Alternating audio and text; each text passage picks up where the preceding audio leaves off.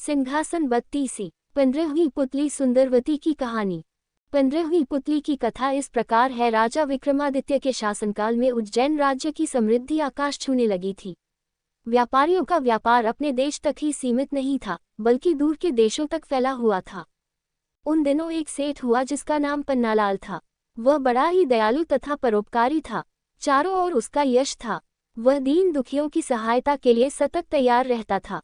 उसका पुत्र था हीरालाल, जो पिता की तरह ही नेक और अच्छे गुणों वाला था। वह जब विवाह योग्य हुआ तो पन्नालाल अच्छे रिश्तों की तलाश करने लगा। एक दिन एक ब्राह्मण ने उसे बताया कि समुद्र पार एक नामी व्यापारी है जिसकी कन्या बहुत ही सुशील तथा गुणवती है। पन्नालाल ने फौरन उसे आने जाने का खर्च देकर कन्या पक्ष वालों के यहाँ रिश्ता पक्का करने के लिए भेजा।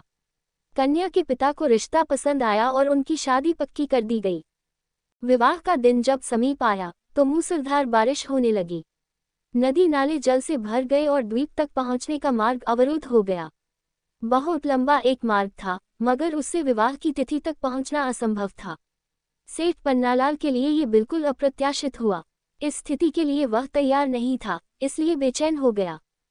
उसने सोचा कि शादी की सारी तैयारी कन्या पक्ष वाले कर लेंगे और किसी कारण बारात नहीं पहुंची तो उसको ताने सुनने पड़ेंगे और जग हंसाई होगी।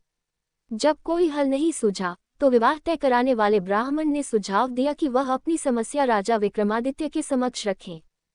उनके अस्तबल में पवन वेग से उड़ने वाला रथ है और उसमें प्रयुक्त होने वाले घोड़े हैं।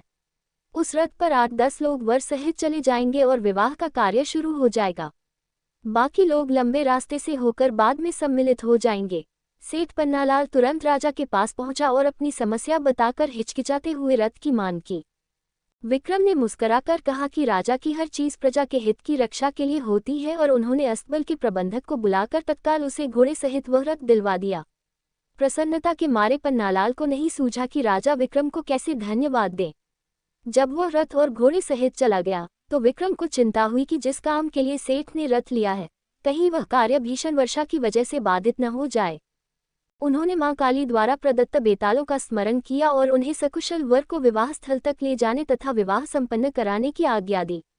जब वर वाला रथ पवन वेग से दौड़ने को तैयार हुआ तो दोनों बेताल छाया की तरह रथ के साथ चल पड़े। यात्रा के मध्य में सेठ ने देखा कि रास्ता कहीं भी नहीं दिख रहा है, चारों ओर पानी ही पानी है, तो उसकी चिंता बहुत बढ़ गई। उसे सूझ नहीं रहा था कि क्या किया जाए।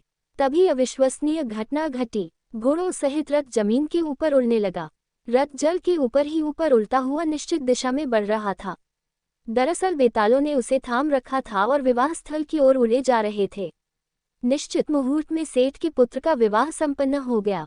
कन्या को साथ लेकर जब सेठ पन्नालाल उज्जैन लौटा तो घर के बदले सीधा राज दरबार गया। राजा विक्रमादित्य ने वर वधू को आशीर्वाद दिया। सेठ पन्नालाल घोड़े और रथ की प्रशंसा में ही खोया रहा। राजा विक्रमादित्य उसका आशय समझ गए और उन्होंने अश्व तथा रथ उसे उपहार स्वरूप भेंट कर दिए।